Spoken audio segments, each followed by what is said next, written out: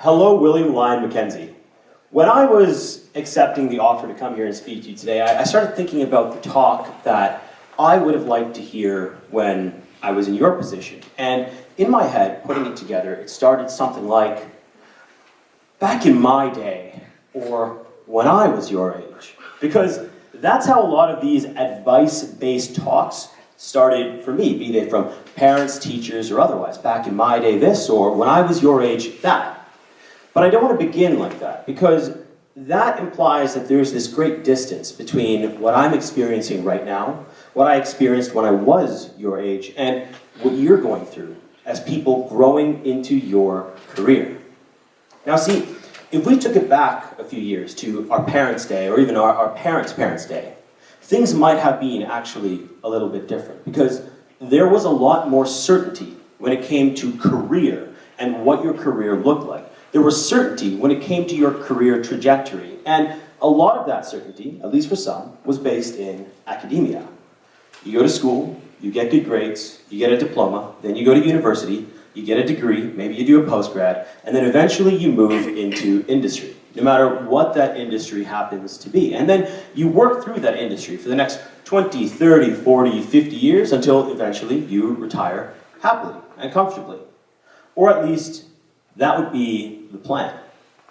If you're a second-generation immigrant, or generation 1.5 immigrant, like myself, then that plan is even more specific, because that plan now involves being a doctor, a lawyer, or an engineer. Specifically, in that order. If you're not a doctor, you're a lawyer. If you're not a lawyer, then you're an engineer. And that plan is also based on a perception of certainty, because those three staple careers have certainty of income, certainty of employment, and certainty of a certain kind of independence, or at least they used to. You see, the working world has changed. Even in those staple careers, getting those degrees no longer guarantees you employment. The working world is fraught with ambiguity, and that's something that we all need to navigate. In fact, it's so ambiguous that simply having a degree from an institution, even a high-quality institution, isn't enough to guarantee you a position. It's not enough to guarantee you movement into graduate school.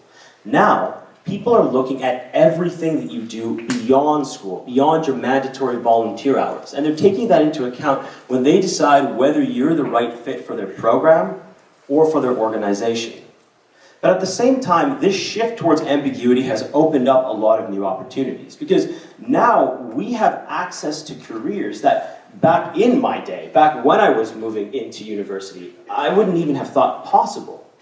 I would have looked at the idea of being an artist or a writer or a graphic designer or someone who makes video games or speaking up on a stage, and that being your life, as something that was impossible, lucky for the celebrities. You had to be like randomly discovered to make that happen. But today, all of those careers and more have become accessible. There's something that we can see and almost reach out and touch. And you can start earlier in order to achieve those things. But with that has come new pressures. And that is the pressure, primarily, to always be doing more things. Doing more things so that you can beat out the international competition that's coming in to take opportunities that, in theory, could have been yours. Beat out the competition here, right here around you, in this room. People with similar aspirations who are all trying to do more in order to make it to that next level. And we now have unprecedented access into what those opportunities look like through the window of social media.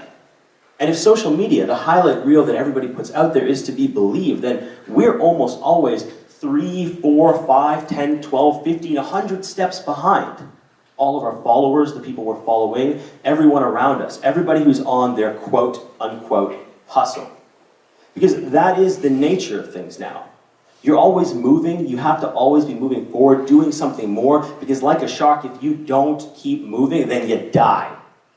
Or you fail to get that next opportunity that is given to someone who has done more things with their time beyond their 9 to 5 or their schooling. So where does that leave us? That leaves us in an environment where we feel the need to constantly be doing more things in order to be successful, or more specifically, to be visibly successful. something that people can see and buy into and be like, yeah, that person looks like a really credible human being. They're definitely someone that I want here, wherever that here happens to be. The problem comes in when needing to always be doing something turns itself into picking up new projects or new things or new tasks simply to be doing something more and to feel like we're doing something more. And that is something that many people struggle with. That's something that I struggle with.